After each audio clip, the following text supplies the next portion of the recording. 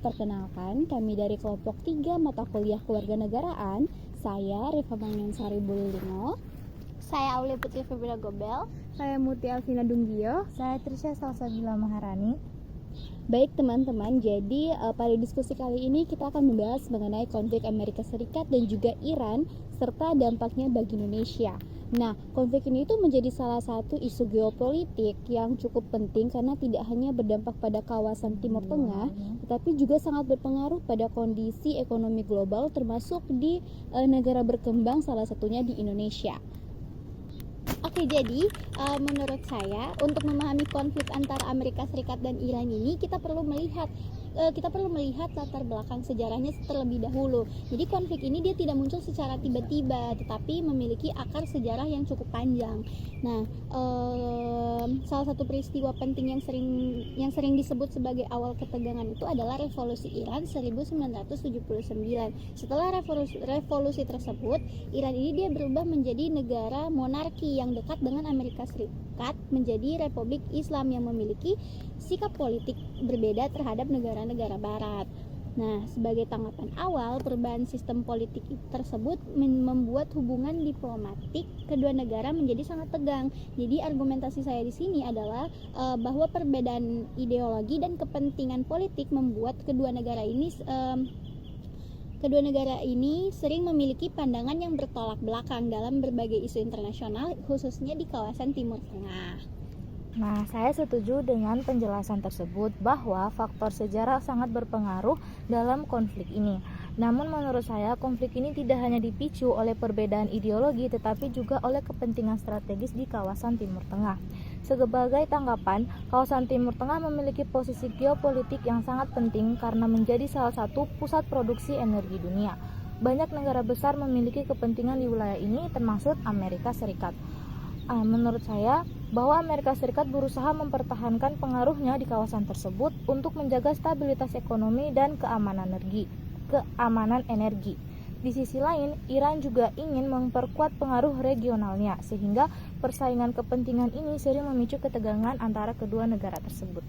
Baik, di sini saya akan menanggapi dari kedua pendapat tadi. Saya melihat bahwa konflik ini juga dipengaruhi oleh dinamika kekuatan global, di mana negara-negara besar seringkali memiliki kepentingan strategis yang saling bertabrakan di kawasan tertentu. Pendapat saya adalah bahwa konflik antara Amerika Serikat dan Iran tidak hanya melibatkan dua negara tersebut, tetapi juga berkaitan dengan keseimbangan kekuatan global. Negara lain seperti Sekutu Amerika Serikat di kawasan Timur Tengah juga memiliki kepentingan yang dapat memperumit situasi konflik. Dengan demikian, konflik ini tuh menjadi lebih kompleks karena melibatkan faktor politik internasional, keamanan regional, dan kepentingan ekonomi global.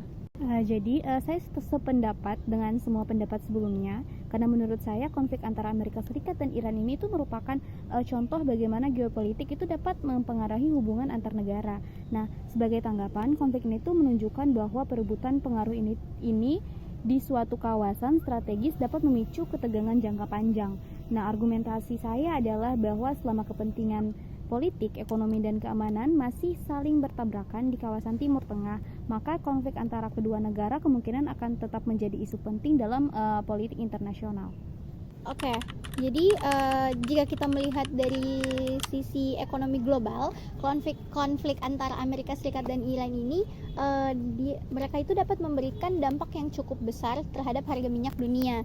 Nah, hal ini karena kawasan Timur Tengah itu dia merupakan salah satu wilayah penghasil minyak terbesar di dunia. Jadi argumentasi saya di sini adalah bahwa ketika terjadi konflik atau ketegangan di wilayah tersebut, pasar global sering merespons dengan kekhawatiran terhadap kemungkinan terganggunya pasokan minyak.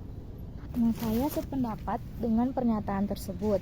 Sebagai tanggapan, ketegangan geopolitik biasanya membuat harga minyak menjadi tidak stabil karena pasar energi sangat sensitif terhadap konflik di wilayah penghasil minyak. Argumentasi saya adalah bahwa kenaikan harga minyak akan berdampak besar pada negara-negara pengimpor energi seperti Indonesia, karena biaya untuk memenuhi kebutuhan energi nasional akan meningkat. Menanggapi penjelasan dari dua rekan saya tadi, saya juga melihat bahwa kenaikan harga minyak itu dapat memicu peningkatan inflasi, di mana ketika harga ketika harga energi meningkat, biaya produksi dan transportasi itu juga pasti akan menaik. Argumentasi dari saya itu adalah bahwa kondisi tersebut dapat menyebabkan harga barang dan jasa itu meningkat, sehingga daya beli masyarakat itu kemungkinan bisa menurun. Nah, saya juga sependapat dengan pendapat sebelumnya.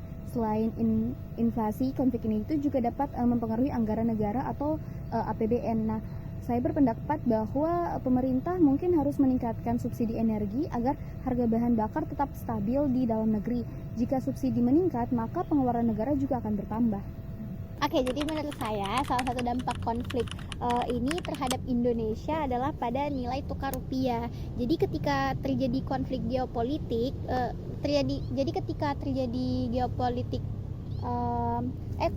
ketika terjadi konflik geopolitik besar, biasanya investor global menjadi lebih berhati-hati. Jadi argumentasi saya di sini adalah bahwa kondisi ketidakpastian global itu sering membuat investor memindahkan investasinya ke aset yang dianggap mereka itu lebih aman, seperti itu. Jadi sehingga nilai tukar mata uang negara berkembang seperti rupiah bisa mengalami tekanan. Nah, saya setuju dengan pendapat tersebut. Sebagai tanggapan, arus modal yang keluar dari negara berkembang dapat menyebabkan nilai tukar rupiah melemah. Argumentasi saya adalah bahwa pelemahan nilai tukar dapat mempengaruhi stabilitas ekonomi nasional, terutama dalam kegiatan impor dan pembayaran utang di luar negeri.